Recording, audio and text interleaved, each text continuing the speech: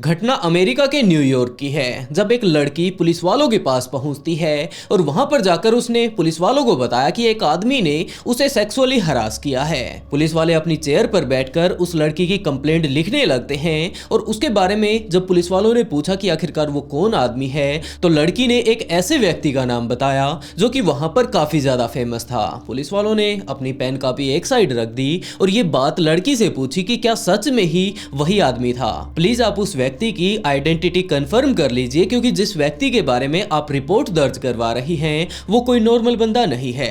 तो उस लड़की ने कहा कि हाँ, मैं उसी व्यक्ति के बारे में आप लोगों को बता रही हूँ। पुलिस वाले फिर से दोबारा से रिपोर्ट लिखने लगते हैं और इस केस के ऊपर इन्वेस्टिगेशन करने लगते हैं कि क्या सच में ही यहाँ पर कुछ ऐसा हुआ था या फिर ये लड़की इसी तरह का एक नॉर्मल उसके ऊपर आरोप लगाकर उससे पैसा ठगना चाहती थी। और आखिर तक पुलिस वालों ने इन सारी चीजों को जान भी लिया, लेकिन ये लड़की कौन थी, वो आदमी कौन था जिसने इसके साथ ये सारी हरकत की या फिर ये झूठ बोल रही थी, इन्हीं सब चीजों के बारे में आज हम लोग जानने वाले हैं। लेकिन दोस्तों उससे पहले मैं हूं नवीन और आप लोग देख रहे हैं ब्लडी फाइल्स का एक और नया एपिसोड। अगर अभी तक आप लोगों ने वीडियो को लाइक नहीं किया तो वीडियो को लाइक कीजिए, चैनल को सब्सक्राइब कीजिए, क्योंकि मैं यहाँ पर इसी तरह के काफी सारे केसेस लाता रहता हूँ। और अगर आप लोग शाउट आउट चाहते हैं तो वीडियो के नीचे जाकर एक प्यारा सा कमेंट जरूर करें। इसी के साथ चलिए दोस्तों शुरू करते हैं आज की स्टोरी। तो ये कहानी शुरू होती है 1953 से, जब अमेरिका के न्यूयॉर्क में जेफरी एस्टिन का जन्म हुआ।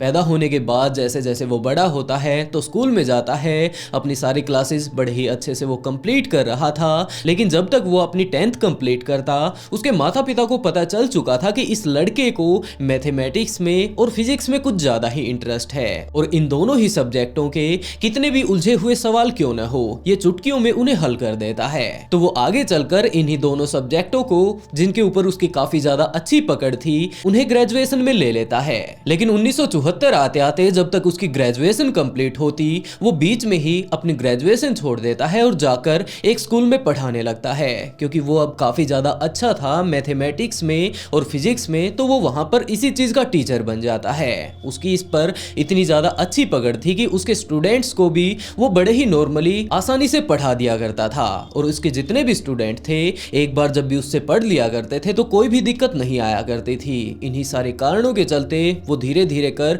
वहां पर फेमस होने लगता है, और कुछ एक दिनों बाद ही उसने ये डिसाइड किया कि मैं इस स्कूल में नहीं जबकि दूसरे स्कूल में जाकर पढ़ाऊंगा, क्योंकि वहां पर मुझे सैलरी यहाँ से ज्यादा मिल रही है। तो उन्हीं स्कूल वालों ने उसे रख लिया और उसकी सैलरी को बढ़ा दिया।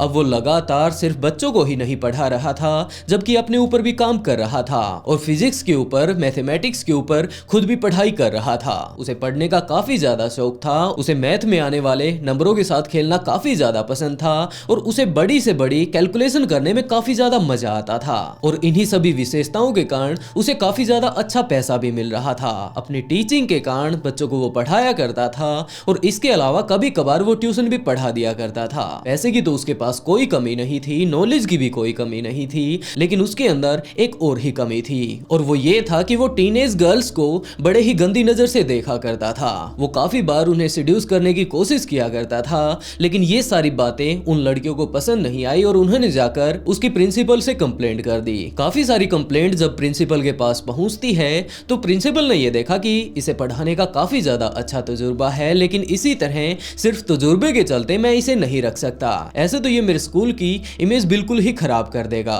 जिसके चलते उसे स्कूल से निकाल दिया जाता है। लेकिन इस स्कूल से निकाले जाने के कुछ एक दिनों बाद ही उसकी नॉलेज को देखते हुए एक दूसरे स्कूल ने उसे हायर कर लिया। यहाँ पर काफी ज्यादा अमीर परिवार के बच्चे पढ़ने के लिए आया करते थे, और यहाँ पर उसे पहले वाले स्कूल से भी काफी ज्यादा अच्छी सैलरी मिल रही थी, क्योंकि काफी ज्यादा अमीर बच्चे वहां पर पढ़ने के लिए आया करते थे, और बहुत ही ज्यादा फीस वो स्कूल चार्ज किया करता था। अब वो नए स्कूल में आ चुका था, बच्चों को वो पढ़ाया करता था, तो काफी सारे बच्चे लगातार इससे पढ़कर काफी अच्छा रिस्पॉन्स दे रहे थे।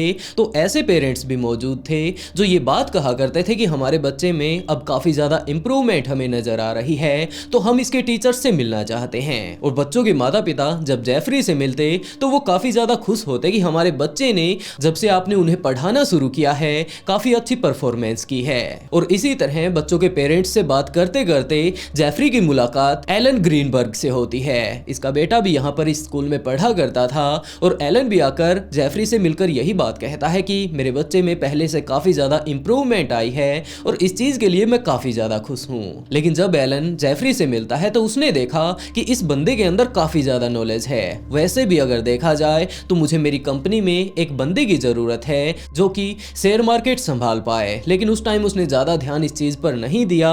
लेकिन जेफरी को जब इस बारे में पता चलता है कि ये काफी ज्यादा अमीर बंदा है और ये मुझे नौकरी देने के बारे में सोच रहा है, या फिर थोड़ी सी और ज्यादा अगर मैं मेहनत करता हूं तो ये अपनी कंपनी में मुझे रख लेगा, तो वो उसके साथ नजदीकियां बढ़ाने लगता है। जब भी पीटीएम हुआ करती थी, एलन जेफरी से मिलता तो आपस में बैठकर वो कुछ एक देर तक बातें किया करते थे और जेफरी ये बात कहा करता था, मैं इस तरह की जगह के लिए नहीं बना हूं कि सिर्फ और सिर्फ बच्चों को पढ़ाते रहें, जबकि मैं बड़ी बड़ी कैलकुलेशन करने के लिए और काफी ज्यादा पजल एल्गोरिदम को समझना चाहता हूं। मुझे नहीं लगता कि मैं यहाँ पर रहकर कुछ कर पाऊंगा। कि इसी बीच एलन ने ये बात कही कि अगर तुम जॉब छोड़ना चाहते हो, तुम्हारा हाथ इन सारी चीजों में काफी ज्यादा अच्छा है, तो क्यों न तुम मेरी कंपनी में आओ और यहाँ पर आकर अपना टैलेंट दिखाओ। अगर मुझे पसंद आता है तो मैं तुम्हारी जॉब कंफर्म कर दूंगा। जेफरी उसकी कंपनी में जा पहुंचता है और वहां पर जाकर उसके शेयर डिपार्टमेंट को संभाल लेता है और सारे के सारे एल्गोरिदम को समझकर, सारे के सारे अपने दिमाग को लगाकर वो काफी अच्छा प्रॉफिट एलन को बनाकर दिखाता है। एलन इस चीज से काफी ज्यादा खुश होता है और वो उसे अपनी कंपनी का जूनियर असिस्टेंट बना देता है। अगले काफी दिनों तक जेफरी वहां पर काफी ज्यादा मेहनत करता है,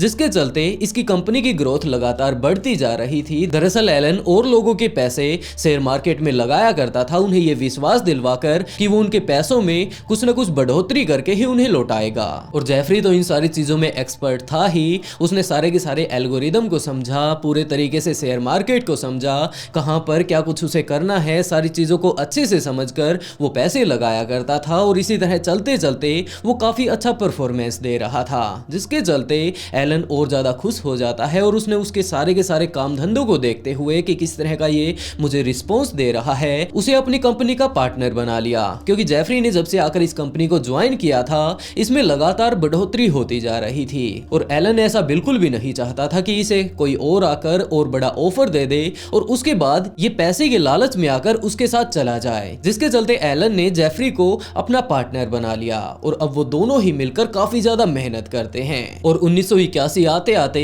इन लोगों ने काफी ज्यादा पैसा कमा लिया था। अब इसके पास इतना ज्यादा पैसा हो चुका था कि इसे समझ नहीं आ रहा था कि आखिरकार वो उस पैसे का क्या करे, तो उसने अपना दिमाग फिर से लगाया और उसने ये बात सोची कि इस सारे के सारे पैसे को लगाकर मैं और ज्यादा पैसा बना सकता हूँ, जिसके चलते उसने 1981 में ही अपनी एक नई कंपनी खोल ली। अब ये और ज्यादा अमीर लोगों से इस बात के लिए पैसे लिया करता था कि वो उनके पैसे को इंक्रीज करके ही उन्हें लौटाएगा और उसके पास दिमाग तो पहले ही था, जिसके चलते काफी सारे लोग उसके पास इन्वेस्टमेंट के लिए आते हैं। और इतने लोगों को देखकर उसने ये बात कह दी कि यहाँ पर सिर्फ लिमिटेड सीट हैं, अगर आप लोग इन्वेस्टमेंट चाहते हैं तो कम से कम $1 बिलियन यहाँ पर लेकर आइएगा। लेकिन उसके बाद भी बहुत सारे लोग ऐसे मौजूद थे जो कि $1 बिलियन लेकर उसके पास जाते हैं। उन्होंने अपना सारा पैसा उसे दे दिया और उसने अपना दिमाग लगाकर काफी अच्छा रिटर्न अपने कस्टमर्स को दिया। अब उसे पैसे की बिल्कुल भी कमी नहीं थी, जो कुछ भी चाहता वो खरीद सकता था। लेकिन इसी बीच उसे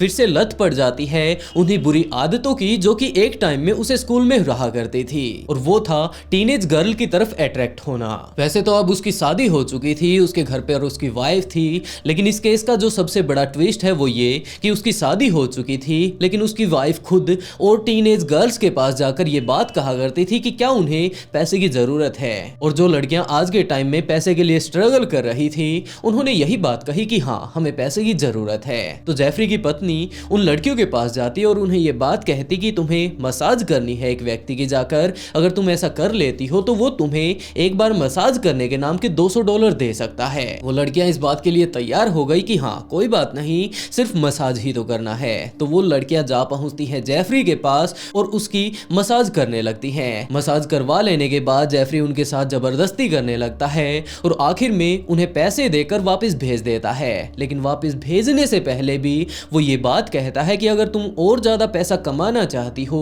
तो तुम अपनी जैसे ही कुछ और लड़कियों को लेकर यहाँ पर आ जाना, उसके बाद तुम्हें पर लड़की $250 या फिर इससे ज्यादा मैं देने के लिए तैयार हूँ। और वो इसी तरह की एक पिरामिड जैसी स्कीम चला रहा था, जिसमें वो लड़कियों को ये बात कहता कि तुम और लड़कियों को मेरे पास लेकर आओ और जितनी भी लड़कियों को तुम मेरे पास लेकर आओगी उसके हिसाब से मैं तुम्हें पैसे देता रहूंगा।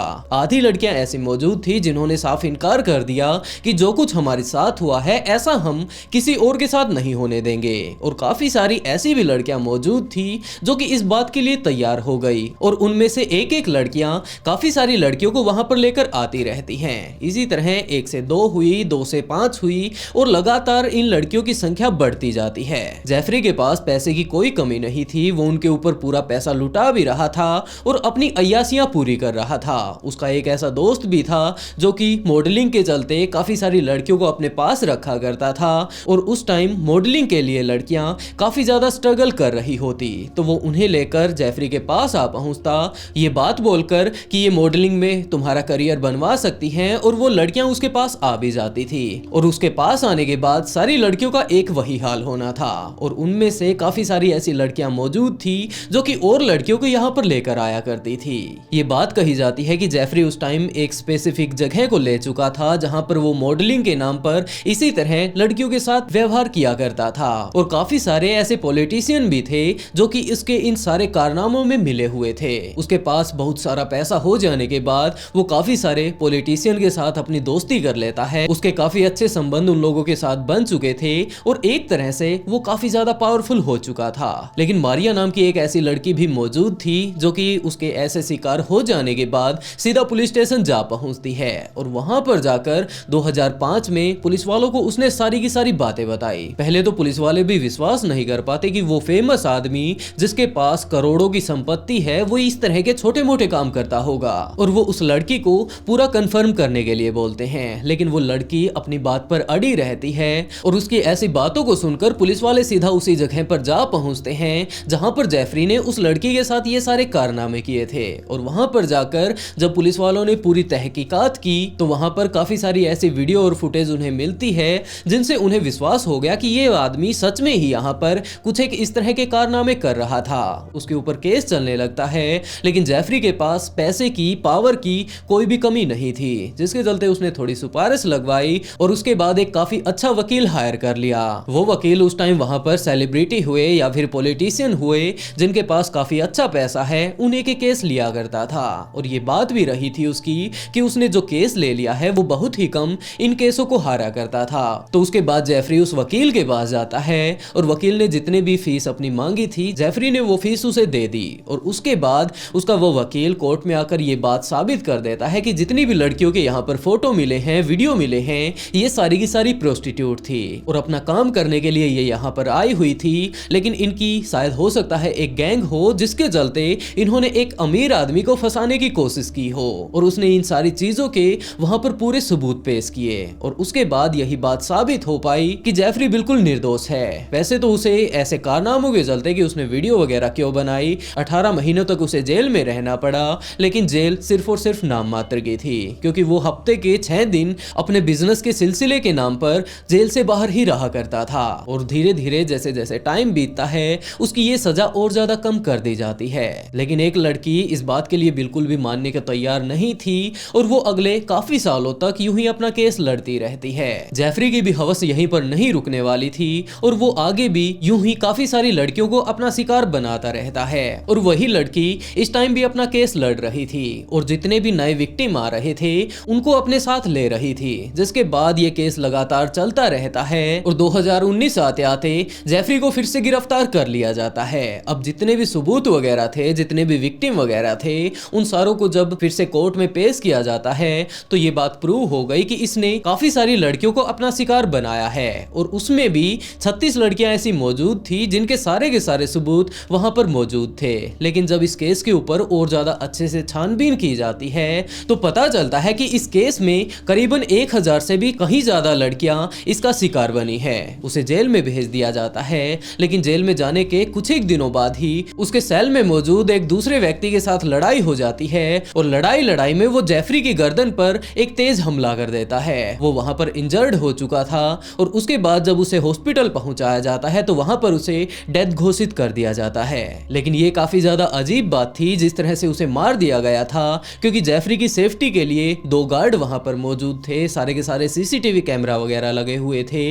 लेकिन फिर भी जब उसे जरूरत पड़ी उन गार्डों की तो वो वहां पर नहीं थे, और उस रात के सारे सीसीटीवी वीडियो भी डिलीट थे, और इस बारे में कोई कोई भी नहीं जानता कि आखिरकार इसके पीछे किसका हाथ था। वैसे आप लोग इस केस के बारे में क्या कहना चाहेंगे, अपनी राय कमेंट बॉक्स में जरूर बताइएगा। और इसी तरह की और ट्विस्टेड कहानियां सुनने के लिए ब्लडी फाइल्स को सब्सक्राइब जरूर कर लें। और इसी के साथ दोस्तों आज का शाउट आउट अनुज को, and write a beautiful comment to get a shout out in next video. बहुत जल्द मिलते हैं एक और नए ट्विस्टेड केस के साथ।